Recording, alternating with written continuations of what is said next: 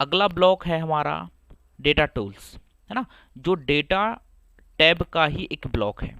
इसमें जो सबसे पहला ऑप्शन है वो है टेक्स्ट टू कॉलम, है ना। ये देखिए एक आइकन आपको दिख रहा है, यहाँ एक ही लाइन में डेटा लिख रखा है और वहाँ से डेटा अलग अलग कॉलम में या फिर यूँ कहें एक टेबल के रूप में प्रोवाइड किया गया है। अगर आपको याद हो तो एमएस वर्ड में भी हमने इस ऑप्शन का यूज़ किया हुआ था, ठीक है, जिसको टेक्स्ट टू कॉलम या फिर कॉलम टू टेक्स्ट में हम उसको कन्वर्ट कर पा रहे थे, या फिर वहाँ पर ऑप्शन था आपका टेक्स्ट टू टेबल था और टेबल टू टेक्स्ट था, ठीक है। बस यहाँ पर नाम चेंज कर दिया गया लेकिन उसको चलाने का तरीका सेम है। मान लीजिए फॉर एग्जांपल हम यहाँ एक के ही सेल के अंदर कई प्रकार का डेटा लिखते हैं। जैसे यहाँ पर हम ABCD लिखते हैं, जैसे ए लिखा, कॉमा लगा दीजिए, डॉट लगा दीजिए, स्पेस लगा दीजिए, जो मर्जी आपको लगाना आप लगा दीजिए। उस एक सेपरेटर के थ्रू ही ये अलग अलग डेटा होने वाला है ना। हम यहाँ पर यूज़ कर रहे हैं ये कॉमा, ठीक है। ए हो गया, कॉमा बी हो गया, C D E F, है ना, जी, चलिए जी तक हमने लिखा। अब इसमें से जो है डेटा निकाल करके आपको इन कॉलम्स में एक्सपेंड कराना है। तो कैसे होगा वो देख लेते हैं। कुछ नहीं करना है, सिलेक्ट करना है नॉर्मली एक सेल को, टेक्स्ट टू कॉलम ऑप्शन पर क्लिक करना है। आपके सामने कुछ इस तरह का डायलॉग बॉक्स खुलेगा, वहाँ से डिलिमिटेड ही रखना है, जैसा कि भी हम पीछे पढ़ करके आए हैं एक्सटर्नल डेटा के अंतर्गत, ठीक है। इतना करके नेक्स्ट करना है। फिर आपसे पूछ रहा है कि आपने क्या यूज़ किया हुआ है, टैब है, सेमी कॉलन है, कॉमा है ना, स्पेस है, या फिर अदर सिंबल आपने यूज़ किया है तो वो आप इधर लिख दीजिए। हमने यूज़ किया है कॉमा, तो आप कॉमा पर जैसे ही क्लिक करेंगे देखेंगे सारे के सारे जो अल्फ़ाबेट हैं वो अलग कर दिए, उसने सेपरेट कर दिए हैं, अलग अलग कॉलम में डिवाइड कर दिए हैं। नेक्स्ट करेंगे, जर्नल ही रखेंगे और फिनिश कर देंगे। आप देखेंगे आपके द्वारा एक ही सेल के अंदर लिखा गया डेटा अलग अलग कॉलम के अंदर उसने बाहर कर दिया है, एक्सपेंड कर दिया है। यही काम होता है टेक्स्ट टू कॉलम ऑप्शन का, ठीक है। इसको आप प्रैक्टिस कीजिएगा। अगला देखते हैं रिमूव डुप्लीकेट्स। वैसे तो देखिए आइकन में दिख रहा होगा, ब्लू कलर के 3 बार हैं, है ना, और येलो कलर के 2 बार हैं। मतलब कहने का है कि ब्लू कलर के भी डुप्लीकेट्स हैं और येलो कलर के भी डुप्लीकेट हैं। तो यहाँ से डुप्लीकेट्स हटा करके यूनिक रिकॉर्ड को बाहर निकाल देने की जिम्मेदारी इस वाले ऑप्शन की होती है। लेकिन इस ऑप्शन को हम हर जगह नहीं चला सकते हैं, जहाँ ज़रूरत है वहाँ चलाइएगा। जैसे मान लीजिए फॉर एग्जांपल जो पिछले रिकॉर्ड में हमने देखा, यहाँ पर अगर हम इसको सेलेक्ट करें और यहाँ से हम DCA वालों को हटाना चाहें तो यहाँ पर देखिए DCA हटाने का कोई मतलब नहीं निकलेगा, है ना, क्योंकि अलग अलग स्टूडेंट अलग अलग कोर्स कर रहे हैं। तो इस जगह पर ये चीज़ें हम अप्लाई नहीं कर सकते हैं, ठीक नहीं माना जाता है।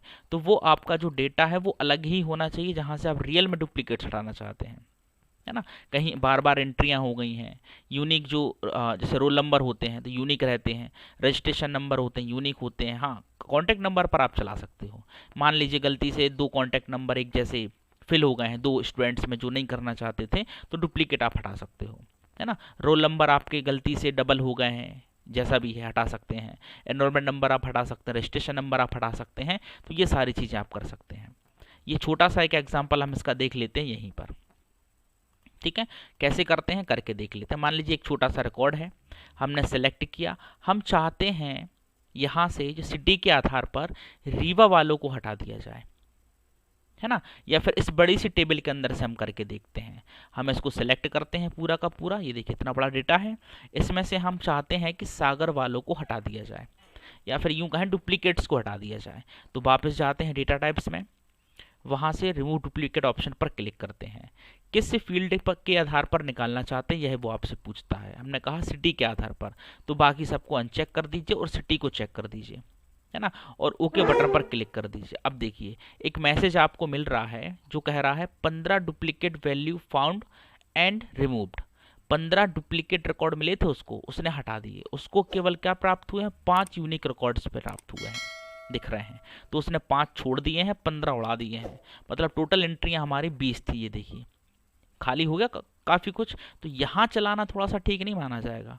अब आपका तो पूरा रिकॉर्ड ही खराब हो गया है, ठीक है ना। इसको आप अंडू करके वापस ले आइए। तो इस तरह से आप रिमूव डुप्लीकेट ऑप्शन का यूज़ कर सकते हैं, ठीक है। उम्मीद है आपको समझ में आया होगा। तो जहाँ भी आपको रियल में डेटा हटाने की आवश्यकता पड़े वहाँ आप इनका यूज़ कर लीजिएगा, ठीक है। अगला ऑप्शन देखते हैं डेटा वैलिडेशन का। डेटा वैलिडेशन के अंतर्गत आपको मिलते हैं 3 ऑप्शन जो बहुत ही उपयोगी हैं, ठीक है। इनको हम समझते हैं। वैसे इसके अंदर काफ़ी ऑप्शन है, तो इसको हम अलग से समझेंगे, है ना, अलग से एक वीडियो में देखते हैं। इसके बाद देखते हैं कंसोलिडेट। कंसोलिडेट ऑप्शन का मतलब होता है, ये देखिए आइकन है, बहुत कुछ कह रहा है, 3 जगह से डेटा निकाल करके एक जगह कैलकुलेट करने की परमिशन दे रहा है ना। यूं कहें जैसे हमारे पास कितने शीट हैं, 3 शीट हैं। अब इन 3 शीट्स का डेटा हम जो है, या 4 शीट का डेटा जो है, एक जगह पर कैलकुलेट करना चाहते हैं, उसके लिए हम इस ऑप्शन का यूज़ करते हैं। तो कैसे करते हैं वो देख लेते हैं, है ना। मान लीजिए यहाँ पर हमने एक छोटा सा स्ट्रक्चर बना रखा है, जिसमें कुछ नंबर दे दिए हैं, समझने के पर्पज से दे दिए हैं। ये देखिए कम नंबरों के साथ हम करने का प्रयास करते हैं, और आप इसको प्रैक्टिस कर लीजिएगा। फिर आप इसको एक बहुत बड़ी टेबल के ऊपर भी अप्लाई कर सकते हैं। मान लीजिए पहला जो रेफरेंस है, या फिर पहला जो हमने दिया हुआ है वो ये है, देखिए यह है शीट नंबर 1 पर। शीट नंबर 2, यहाँ भी हम एक अलग प्रकार का डेटा रख लेते हैं, 3 के पेयर में रख लेते हैं ताकि समझने में आसानी रहे, कोई दिक्कत नहीं है। 3 रख लीजिए, 30 रख लीजिए, 300 रख लीजिए, एक जैसा काम करता है, ठीक है, कुछ भी इसमें अलग नहीं है। इसको भी थोड़ा सा इंक्रीज कर लीजिए, साइज को बढ़ा लीजिए ताकि दिखे। शीट नंबर 3 पर जाते हैं और यहाँ कहीं भी हम डेटा को रख लेते हैं थोड़ी देर के लिए समझने के लिए। ये देखिए कुछ भी डेटा हो सकता है, कोई दिक्कत नहीं है। गड़बड़ हो रहा है, नहीं हो रहा है, ठीक है, ये हमने रख लिया, है ना। इसको हटा देते हैं थोड़ी देर के लिए, ठीक है। इसको भी थोड़ा सा इंक्रीज कर देते हैं साइज को, ताकि ये अलग से दिखे, ज़्यादा ही दिखने लगा है, ठीक है, कोई दिक्कत नहीं। अब देखिए शीट नंबर 1 पर ये रहा एक रेफरेंस, शीट नंबर 2 पर एक ये रहा, और शीट नंबर 3 पर आपका ये रहा। अब इन तीनों को कैलकुलेट करके हम शीट नंबर 4 पर यहाँ लेकर के आएंगे, ठीक है। तो कैसे करना है, कर्सर आप यहीं पर रख दीजिए, जहाँ रखना या फिर जहाँ कैलकुलेट करके उनको लाना चाहते हैं वहाँ कर्सर रख दीजिए। उसके बाद डेटा टाइप्स में जाइए, वहाँ से आप कंसोलिडेट ऑप्शन पर क्लिक करिए। अब पूछ रहा है, उनको सभी को कैलकुलेट तो कर देगा, लेकिन फॉर्मूला क्या यूज़ करना चाहते हैं आप, है ना।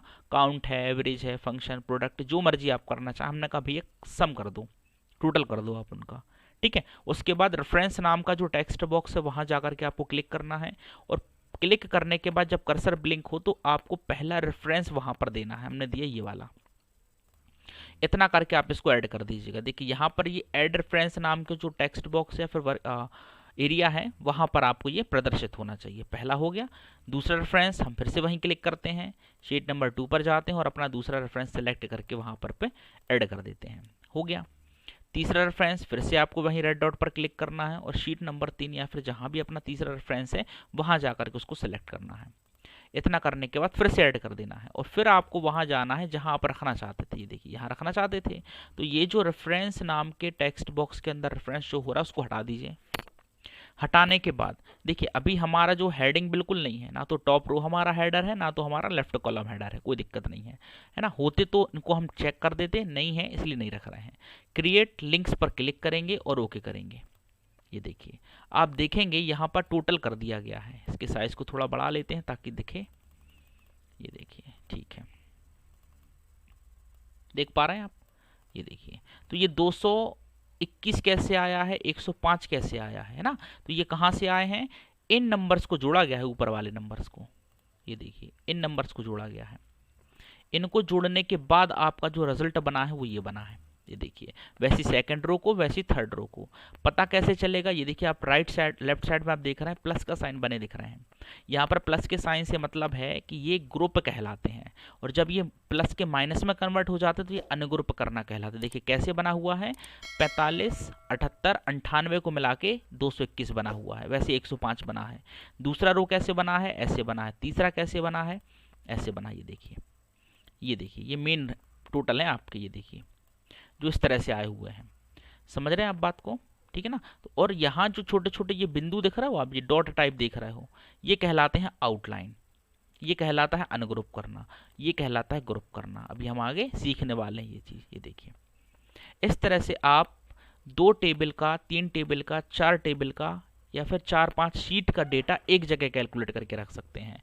ये परमिशन हमें देता है डेटा टाइप्स का कैलकुलेट कंसोलिडेट ऑप्शन, ठीक है। अब देखते हैं कि अगर इनके साथ हेडिंग होता तो क्या कैसे आता, देख लेते। चलिए देखिए, मान लीजिए टेबल नंबर 1 पर हमने ये रिकॉर्ड बनाया हुआ है, सॉरी शीट नंबर 1 है ना, शीट नंबर 2 पर ये वाला रिकॉर्ड बनाया हुआ है, शीट नंबर 3 पर ये वाला रिकॉर्ड है ना।